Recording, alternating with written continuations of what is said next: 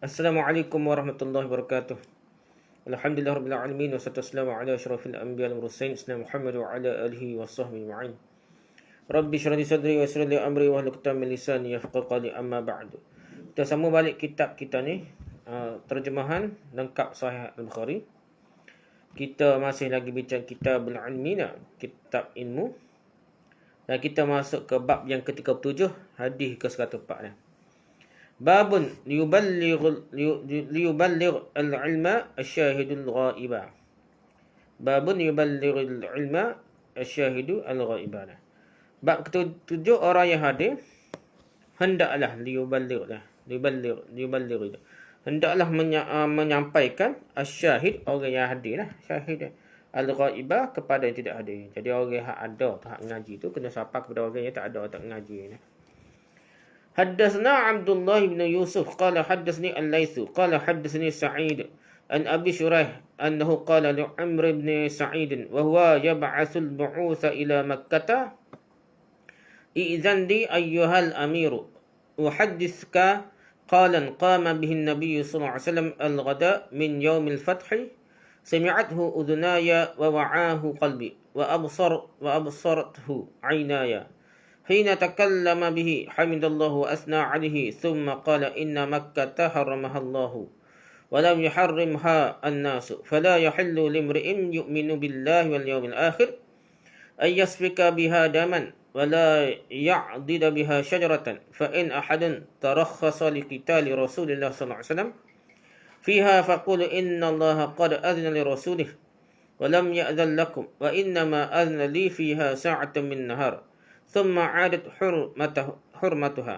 اليوم كحرمتها بالأمس وليبلغ الشاهد الغائب. فقيل لأبي شريح: ما قال عمرو؟ قال: أنا أعلم منك يا أبا شريح لا يعيذ عاصيا ولا فارا بدم ولا فارا بخربة.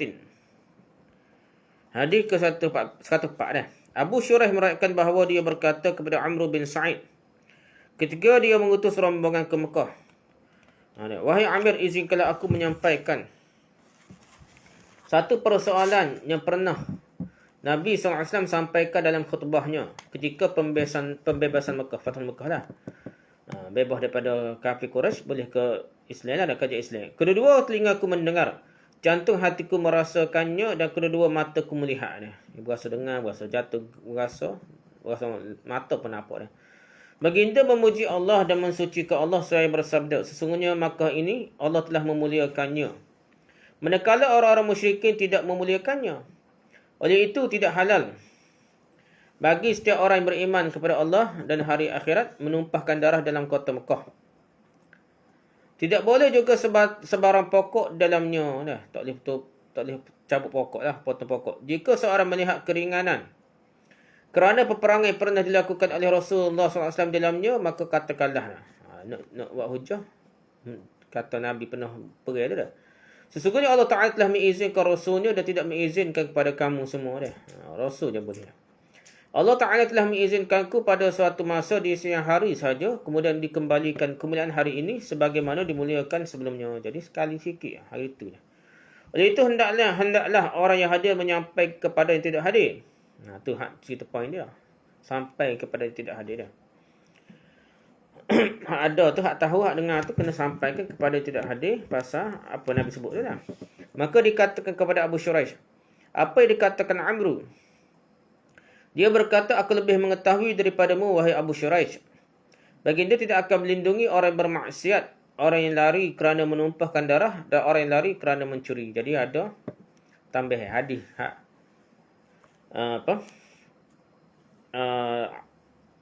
Amru tu tambah lagi lah. Abu Shuraih tu sekerak dah, ada tambahan lagi. Tapi Nabi katanya ada kepengecualian lah. Jadi orang buat maksiat, orang lari kerana menumpahkan darah orang lain, bunuh orang, dan orang lari kerana mencuri, tetap dia kena hukum jugalah, walaupun di tanah haram dah, di Mekah. Okey, seterusnya hadis ke-105. Haddatsana Abdullah bin Abdul Wahhab qala haddatsana Hammad an Ayyub an Muhammad an ibn Abi Bakrah an Abi Bakrah dzukira an-nabiy sallallahu alaihi wasallam qala fa inna dima'akum wa amwalakum qala Muhammadun wa ahsibuhu qala wa a'radakum alaikum haramun ka hurmati yaumikum hadha fi syahrikum hadha ala liyuballigh asy-syahidu minkumul ghaibah wa kana Muhammadun yaqulu sadaqa Rasulullah sallallahu alaihi wasallam kana dhalika ala hal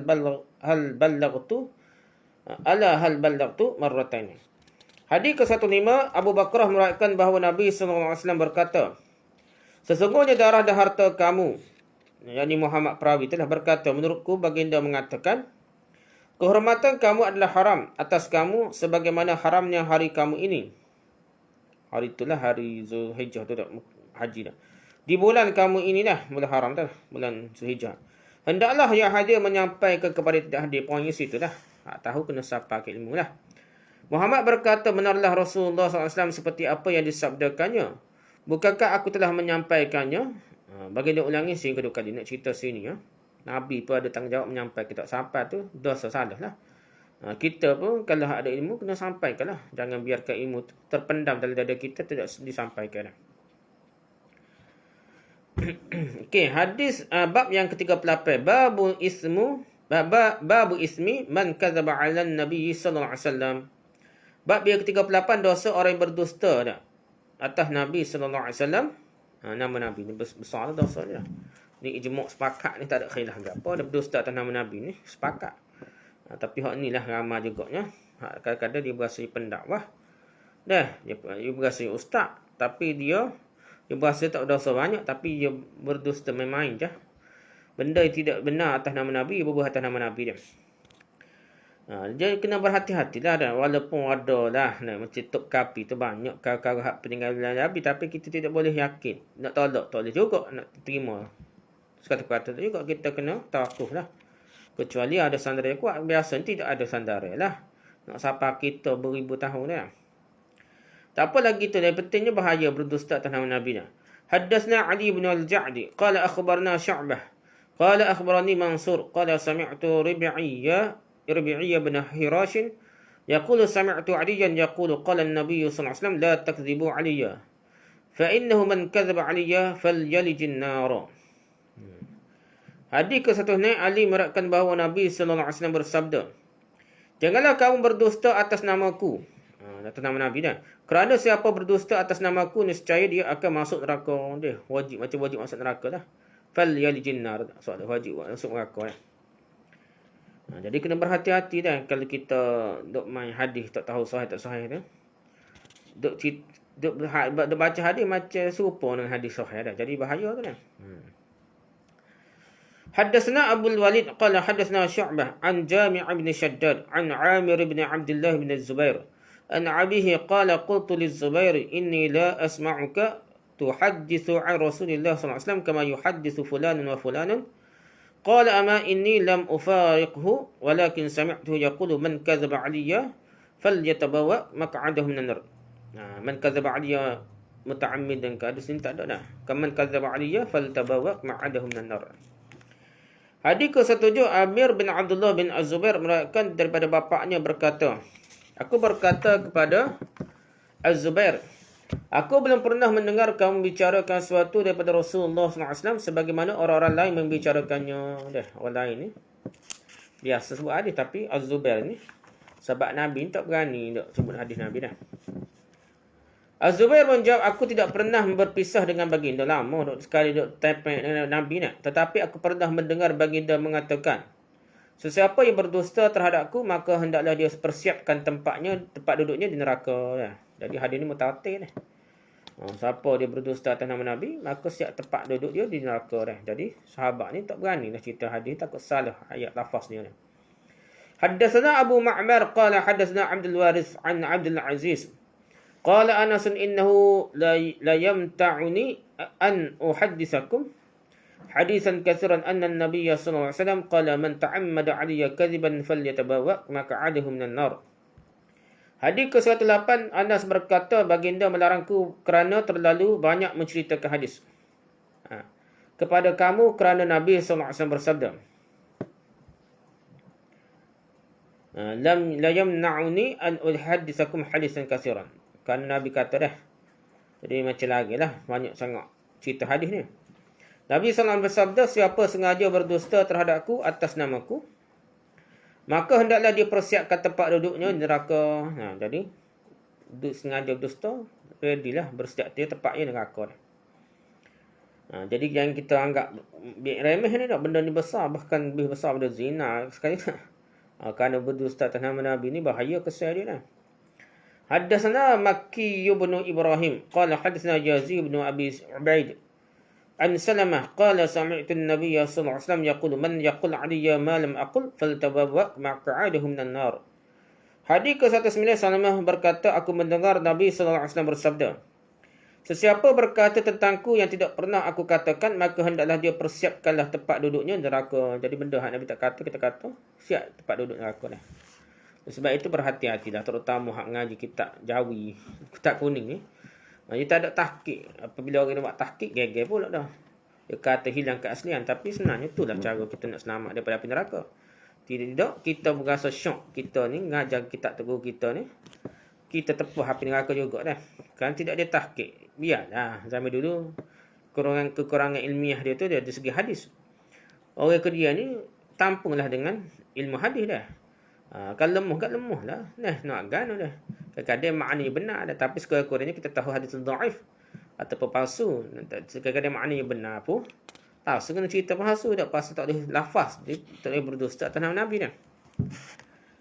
Tak apalah. Hadis ke-110, haddatsna Musa qala haddatsna Abu Awanah an Abi Hasin an Abi Salih an Abi Hurairah an Nabi sallallahu alaihi wasallam qala tasammau bi ismi wa la taqtanu bi kunyati wa man ra'ani fil manami faqad ra'ani fa inna asy-syaitana la yatamassalu fi surati wa man kadzaba 'alayya muta'ammidan falyatabawa maq'adahu minan nar. 110, Abu Hurairah berkata, aku mendengar Nabi sallallahu alaihi wasallam bersabda, berikanlah nama dengan namaku dah. Dia qala tasammau bismillah. Berikanlah nama dengan namaku, boleh kita berubah nama Muhammad kita pada anak cucu kita boleh lah. Dan jangan dengan julukan dengan kunyahku dah. Wala taqtun bi kunyati, jangan kunyah dengan kunyahku, maksudnya jangan Abu Qasim, tak boleh kena Abu Qasim Nabi Laga lah. Dah. Kerana siapa melihat aku dalam mimpinya, sungguh dia benar-benar telah melihat aku dah. Kalau dia tengok Nabi sungguh dah, jangan nampak muka orang lain. Nabi sungguh ni tak ada khilaf lah. Semuanya ada setengah kata muka nampak beruk timur lagi tu. Lah kita kata tak beradab lah dah. Dia kata kerana tengok orang dah. Alam misal dia kata bukan alam zahir, alam sungguh dah. Tapi kalau kita cerita ni, kita hak selamatnya, Nabi sungguh berupa, dia memang berupa Nabi sungguh dah. Dah. Bukannya berupa benda lain. Kalau dalam mimpi tu Nabi sungguh, setan tak boleh berupa lah. Dengan muka Nabi sungguh, rupa wajah Nabi sungguh. Jadi siapa melihatku dalam mimpinya, sungguh dia benar-benar telah melihatku. Kerana syaitan tidak mampu menyerupai bentukku, dan berupa bentuk Nabi pun tak boleh syaitan ni. Sesiapa yang berdusta terhadapku, hendaklah dia persiapkan tempat duduknya dalam neraka dah. Mimpi, dia berdusta hadis Nabi ke berdusta ni mimpi dah. Dia kata Nabi main jumpa dalam mimpi, padahal dia berlawak, dia bohong. Siap tempat dia duduk neraka lah, wali je Tok Guru pun. Orang panggil Tok Guru Tasawuf, Tok Guru Jemaah Islam, Tok Guru apa pun tak. Tiba-tiba dia berdusta atas nama Nabi tentang mimpi pun sama dengan hadis ni. Dia tak boleh berdusta dah. Ni orang kafir terus kata jumpa Nabi, tak masuk Islam. Guna untuk jemaah dia. Salah dah. Babu kitabatul ilmi, bab ketiga 9, penulisan ilmu. Dak molek tulis ilmu dah. Haddatsana Muhammad bin Salamin qala akhbarana Waqi' an Sufyan an مطرف عن الشعبي عن أبي جحيفة قال قلت لعلي هل عندكم كتاب قال لا إلا كتاب الله أو فهم أعطيه رجل مسلم أو ما في هذه الصحيفة قال قلت فما في هذه الصحيفة قال العقل وفكاك الأسير ولا يقتل مسلم بكافر. Hadis ke-111, Abu Juhaifah berkata, aku bertanya kepada Ali bin Abi Talib, adakah kamu memiliki kitab? Dia menjawab tidak, kecuali Al-Quran atau pemahaman yang diberikan kepada seorang Muslim, atau apa yang ada pada lembaran ini dah. Ni seolah-olah nak jawab pada Syiah lah. Syiah ni seolah-olah kata ada Quran lain lah dah. Ataupun ada setengah tu berbelit bukan Quran, tapi tulisan banyak lah dah. 3 kali ganda daripada Quran dah. Ada kata tu Quran dia, ada kata dia kata Quran dia, ada kata Mushaf Ali tu dah, Mushaf Fatimah ke apa tu bukan tu, dia benda lain selain daripada Quran tu. Macam-macam lah ada belik lah. Tapi yang pentingnya ni adalah jawapan lah dah. Orang kata mu ada kitab lain kau dah. Adakah 3 kali ganda daripada Quran macam dia kitab Syiah sebut? Tidak, dia kata kecuali Quran biasa lah dah. Ataupun pemahaman yang diberi kepada orang Muslim dah. Dia faham apa kalau tulis mula hak dia faham dah. Atau apa yang ada pada lembaran ini, apa yang tertulis dalam lembaran sahifah tu lah. Aku katakan apa yang ada dalam lembaran ini, dia menjawab mengenai diikat ataupun dilepaskan tawanan lah. Hukum tawannya lah. Serta seorang Muslim tidaklah dibunuh sebab membunuh orang kafir dah. Itulah. Jadi orang Islam bunuh orang kafir, tidak dihukum bunuh balik. Ini mengikut mazhab Syafi'i kepada perbahasa lah. Cuma sini ni kita mazhab lain ada berbahasa lagi dah. Sekarang umumnya gitulah dah. Okey, hadasna Abu Nu'aim Al-Fadl bin Zukain qala hadasna Syaiban an Yahya an Abi Salamah an Abi Hurairah anna Khuza'ah qatalu rajulan min Bani Laythin 'ama fathi Makkah biqatilin minhum qataluhu fa ukhbira bidzalika an-nabiy sallallahu alaihi wasallam farakiba rahilatahu fa khataba فقال إن الله حبس عن مكة القتل أو الفيل شك أبو عبد الله وسلط عليهم رسول الله صلى الله عليه وسلم والمؤمنين ألا وإنها لم تحل لأحد قبلي ولا تحل لأحد بعدي ألا وإنها حلت لي ساعة من نهر ألا وإنها ساعتي هذه حرام ولا يختلى شوكها ولا يعضد شجرها ولا تلتقط ساقطتها إلا لمنشد فمن قتل فهو بخير النظرين إما أن يعقل وإما أن يقاد أهل القتيل فجاء رجل من أهل اليمن فقال اكتب لي يا رسول الله فقال اكتبوا لأبي فلان فقال رجل من قريش إلا الإذخر يا رسول الله فإنا نجعله في بيوتنا وقبورنا فقال النبي صلى الله عليه وسلم إلا الإذخير فقال أبو عبد الله يقال بالقاف فقيل لأبي عبد الله أي شيء كتب له قال كتب له هذه الخطبة.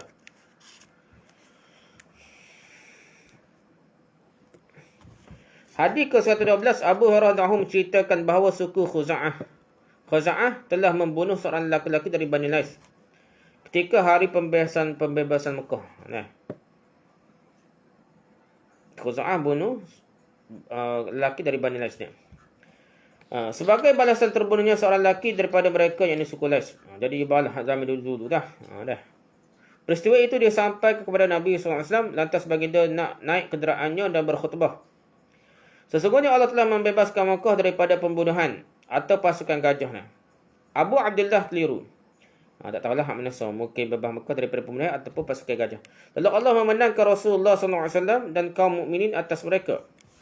Baginda bersabda, ketahuilah tanah Mekah tidaklah halal bagi seseorang pun baik sebelumku atau sesudahku. Ketahuilah bahawa sesungguhnya ia pernah menjadi halal buatku sesaat di suatu siang hari sahaja, sekejap lah. Ketahuilah dan pada ketika ini ia telah menjadi haram. Durinya tidak boleh dipotong, pohonnya tidak boleh ditebang.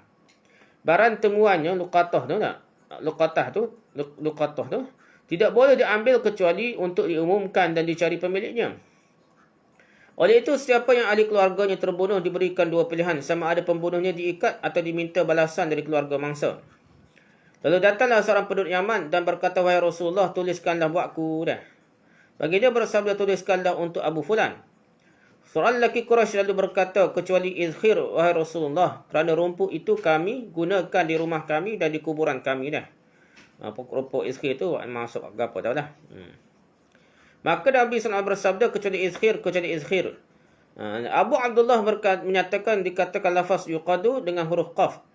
Kemudian dikatakan pada Abu Abdullah, apa yang tuliskan untuknya? Dia menjawab khutbah tadi. Jadi apa yang Nabi sampaikan dalam khutbah ni tulis mula, dibagilah kepada orang nak klik kapur dia sebagai hujah lah. Jadi ni nak cerita ni, ilmu ni molek tulis lah dah. Molek tulis.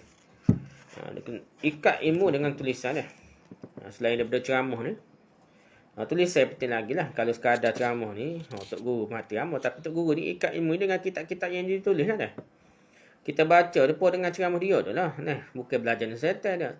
Tok Guru tu hebat tulis kitab. Tok belajar baca buku dia macam belajar dia lah. Dia tidak mesti belajar setan. Mana ada setan-setan ni Tok Guru hak sesak dah.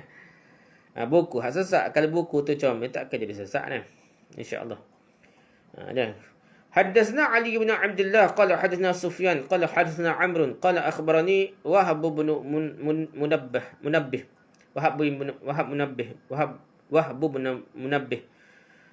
عن أخيه قال سمعت أبا هريرة يقول ما من أصحاب النبي صلى الله عليه وسلم أحد أكثر حديثا عنه مني إلا ما كان من عبد الله بن عمرو فإنه كان يكتب ولا أكتب تابعه معمر عن همام عن أبي هريرة. Hadis ke-113. Abu Hurairah berkata tidak ada seorang pun daripada sahabat Nabi sallallahu alaihi wasallam yang lebih banyak hadisnya dibandingkan aku. Jadi Abu Hurairah kata tak ada orang banyak hadis ni daripada Abu Hurairah dah. Kecuali Abdullah bin Amr saja dah. Abdullah bin Amr ni Abdullah bin Amr ni banyak lagi dah. Sebab dia menulis hadis sedangkan aku tidak dah. Ma'mar juga beriwayatkan daripada Haman daripada Abu Hurairah. Jadi lebih tulis kitab tulis tangan lah. Daripada ngapa saja ikat dengan tulisan tu lebih kemah ni. Soalnya Abu Hurairah nak puji Abdullah bin Amr kan dia ikat hadis tu dengan tulisan. Hadatsana Yahya bin Sulaiman qala hadatsani Ibnu Wahb qala akhbarani Yunus an Ibn Shihab an Ubaidillah bin Abdullah an Ibn Abbas qala لما اشتد بالنبي صلى الله عليه وسلم وجعه قال ائتوني بكتاب أكتب لكم كتابا لا تدلوا بعده قال عمر إن النبي صلى الله عليه وسلم غلبه الوجع وعندنا كتاب الله حسبنا فاختلفوا وكثر اللغط قال قوموا عني ولا ينبغي عند التنازع فخرج ابن عباس يقول إن الرزية كل الرزية ما حال بين رسول الله صلى الله عليه وسلم وبين كتابه. Hadis ke-114. Ibn Abbas radhiyallahu anhu meriwayatkan bahawa ketika sakit Nabi sallallahu alaihi wasallam bertambah sakit, baginda bersabda, "Berikanlah aku surat. Katakanlah supaya aku dapat tuliskan sesuatu untuk kamu sehingga kamu tidak akan sesak setelahku." Umar berkata, sungguhnya sakit Nabi sallallahu alaihi wasallam semakin berat tu dah. Di sisi kita sudah ada kitab Allah yang cukup buat kita. Kemudian para sahabat bersisih dan timbullah suara pergaduhan lah. Lantas Nabi SAW bersabda, "Pergilah kamu menjauh daripadaku. Tidak sepatutnya terjadi perdebatan di hadapanku." Maka Ibn Abbas keluar seraya berkata, "Ini adalah musibah. Dan segala musibah tidak boleh terjadi di hadapan Rasulullah SAW dan Al-Quran."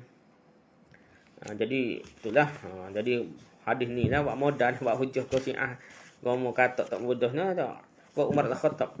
Tapi nak cerita sini, Maulid tulis nak Nabi suruh tulis. Nak ikat ilmu pesan apa dengan tulisan. Jadi Maulid lah tulis dah. Jadi tulis ikat dengan tulis hujah. Oleh sebab itu kaedah ilmiah ni kitab ulama muktabar tu hujah bukan kata-kata Tok Guru dah. Nas-nas Tok Guru tapi kata-kata atau tulisan ulama dulu dah. Ulama lebih hawa lebih kemah. Biasanya setelah itu dah tak? Biasanya lebih kemah lah hujah dia dah. Berbanding orang ke dia semakin kurang dah. Banyak pendapat ke dia tapi tanpa hujah yang kuat. Pendapat lebih awal lebih kuat. Dan kalau kita tengok zaman dulu, kitab ni macam Sahih Bukhari ni. Kitab umum pun macam kitab hadis juga. Kitab Muwatta Imam Malik pun kitab hadis juga. Cara dia tu cara lebih kepada hujah dan dalil dah. Okey, habis itu dah. Babul ilmi wal izati bil laili. Bab yang ke-40 menyampaikan ilmu dan pengajian waktu malam. Malam-malam pun mulai ngaji dah. Babul ilmi wal izati bil laili. Izah pengajian ya. Jadi hadatsana Sadaqah akhbarana Ibn Uyainah an Ma'mar an Zuhri an Hind an Salamah wa Amr wa Yahya bin Sa'id an Zuhri an Hind an Salamah qalat istayqaza an-nabiy sallallahu alaihi wasallam ذات ليلة فقال سبحان الله ماذا أنزل الليلة من الفتن وماذا فتح من الخزائن أيقظوا صواحبات الخجر Farubba kasiyatin fid dunya 'ariyatin fil akhirah. Hadis ke-115, Ummu Salamah meriwayatkan bahawa pada suatu malam Nabi SAW terbangun lalu bersabda, Subhanallah, Masya Allah. Fitnah apakah yang turunkan pada malam ini?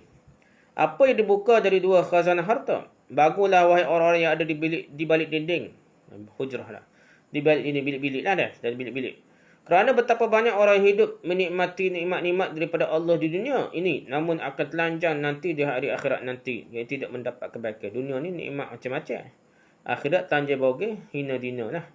Jadi, Nabi geruk lah. Nabi ceramah tengah malam kita kata dah. Nak suruh bangun tahajud ke apa tahu lah. Satu malam tu Nabi ceramah dah.